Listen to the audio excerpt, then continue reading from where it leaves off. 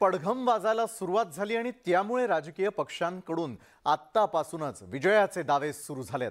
महाविकास आघाडी राज्यात लोकसभेच्या 40 जागा जिंकेल असा विश्वास संजय राऊतांनी व्यक्त केलाय, तर त्यांच्या दाव्याची विरोधकांनी खिल्ली उडवली आहे। राऊतांच्या दाव्यामध्ये कितपत तथ्य आहे पाहूयात आमच्या या विशेष रिपोर्टमधून।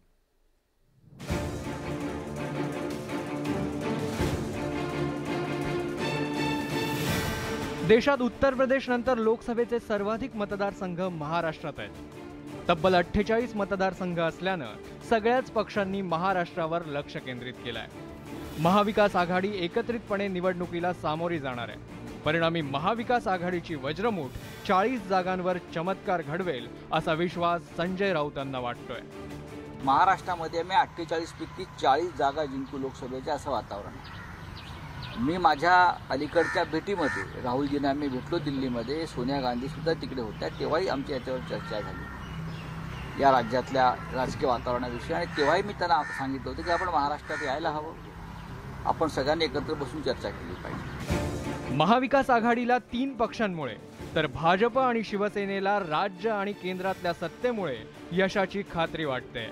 अर्थात त्यासाठी गेल्या 3 विधान परिषदेच्या निवडणुकींचे निकाल पुरेसे आहेत। डिसेंबर 2020 मध्ये झालेल्या विधान परिषदेच्या निवडणुकीत महाविकास आघाडीनं मोठा विजय मिळवला होता। भाजपचा बालेकिल्ला असलेल्या पुणे आणि नागपूर पदवीधर मतदारसंघात महाविकास आघाडीनं विजय मिळवला। नागपुरात 50 वर्षात पहिल्यांदाच भाजपचा पराभव झाला होता। तर जून 2022 मध्ये झालेल्या विधान परिषदेत भाजपनं बाजी मारली। भाजपचे 5 तर राष्ट्रवादी काँग्रेस आणि शिवसेनेचे प्रत्येकी 2 उमेदवार विजयी झाले होते, तर काँग्रेसला अवघ्या 1 जागेवर समाधान मानावं लागलं होतं। 2 महिन्यांपूर्वी झालेल्या विधान परिषद निवडणुकीत महाविकास आघाडीनं 3 जागा जिंकल्या। अमरावती आणि संभाजीनगरमध्ये भाजपचा पराभव झाला।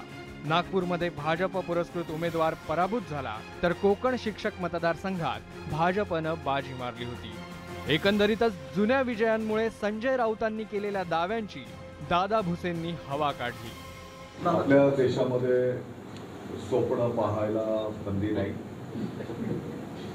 त्यांना अशी स्वप्न त्यांनी बघत राहावी, त्यासाठी त्यांना शुभेच्छा। भाजपचे प्रदेशाध्यक्ष चंद्रशेखर बावनकुळेंनी तर संजय राऊतांचा दावा फारसा गांभीर्याने घेतलाच नाही। संजय राऊत आता बोललेले आहे की आम्ही लोकसभेच्या 48 पैकी 40 जागा जिंकू। संजय राऊत साहेबांना उत्तर देण्याकरता 7 प्रवक्ते नेमले आहेत, ते उत्तर देतील। बावनकुळेंच्या पाठोपाठ सुधीर मुनगंटीवारांनी संजय राऊतांच्या स्वप्नरंजनाची खिल्ली उडवली।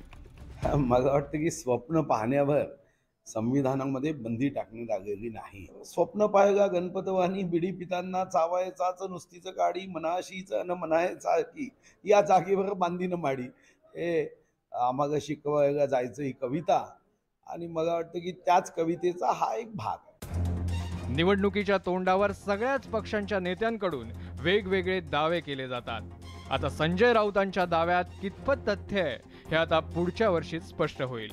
मात्र तोपर्यंत पतंगबाजी सुरूच राहणार हे मात्र नक्की। Bureau report, news 18 Lokmat.